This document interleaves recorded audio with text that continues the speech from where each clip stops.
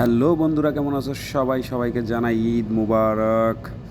অবশ্যই সবাই ভালো আছো। তো আজকে যে বিষয়টা সেটা হচ্ছে, আপনারা যারা প্রবাসে যাবেন তাদের জন্য কিছু গুরুত্বপূর্ণ কিছু কথা বলবো। যদি ভালো লাগে অবশ্যই চ্যানেলটার সাথেই থাকবেন। তার আগে দুটো কথা বলে রাখি, সেটা হচ্ছে যে প্রবাসীদের একটা কষ্ট, সেটা হয়তো বা আপনারা জানেন না।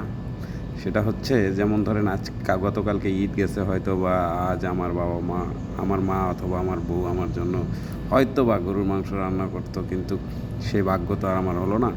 তো যাই হোক, আপনাদের কিছু কথা বলি, সেজন্য হয়তো ভিডিওটাতে আসা। যারাই প্রবাসে যাওয়ার চিন্তা ভাবনা করতেছেন, বিদেশ যাবেন, তো আপনাদের কিছু গুরুত্বপূর্ণ যেটা কাজ শিখে যাওয়া লাগে, সেটা হচ্ছে এই যে আমি যে রান্নাটা করতেছি, এটা কিন্তু একটা গুরুত্বপূর্ণ একটা কাজ। কারণ প্রবাসের মাটিতে কেউ আপনাকে রান্না করে খাওয়াবে না, এটা আপনারটা আপনার নিজেই খাইতে হবে।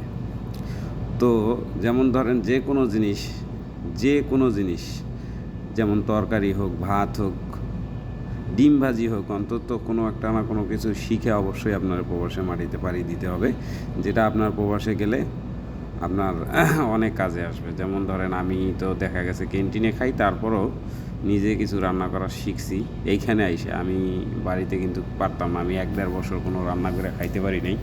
তো তারপরে এক বড় ভাইয়ের কাছে একটু একটু করে শিখতে শিখতে এখন মোটামুটি রান্না করা শিখে গেছি।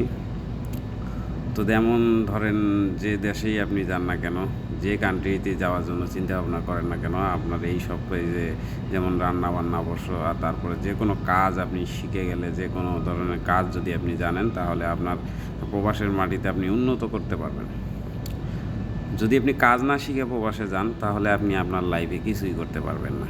আর যে কোনো কান্ট্রির ভিসা, আপনার যে কোনো ধরনের ভিসাই দেখ, আপনি কর্মস্থলটা ঠিকভাবে যাতে হয়, ওই চিন্তা ভাবনা করেই আপনি প্রবাসে যাবেন, যে আমার চাকরিটা ঠিক আছে, আমার থাকা খাওয়ার জায়গাটা ঠিক আছে, তাহলে আপনি ওই প্রবাসে পাড়ি দিতে পারেন। তো তরকারিটা প্রায় রান্না করা শেষ, একটু লবণ দিলাম, লবণটা কম হয়েছে। তারপরও আপনারা যদি কেউ খায়া দেখতে চান, একটু টেস্ট করে দেখতে পারেন যে আসলে লবণ হয়েছে কিনা।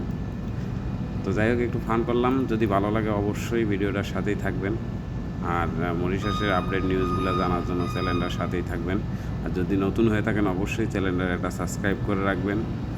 তো মরিশাসের আপডেট নিউজগুলো জানার জন্য চ্যানেলটার সাথেই থাকবেন, ঠিক আছে? ভালো থাকবেন, সুস্থ থাকবেন। এইখানে বিদায় নিলাম। তো আর কিছু বললাম না। ইদানিং নতুন নতুন ভিডিও দেওয়ার চেষ্টা করতেছি, মাঝখানে একটা ঝামেলার কারণে দেওয়া হয় নাই। ভালো থাকবেন।